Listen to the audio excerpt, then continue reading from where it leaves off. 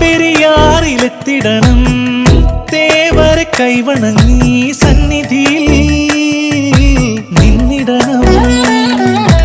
ഭരതനെ ലക്ഷ്മണനെ തൊഴുതു വന്നങ്ങകലെ പായമ്മൽ കാവിലും പോന്നിടണേ.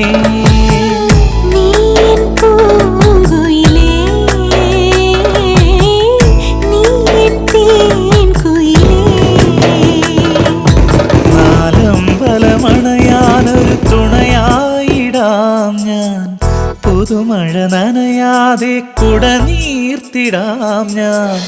കളമൊഴി ചൊല്ലാൻ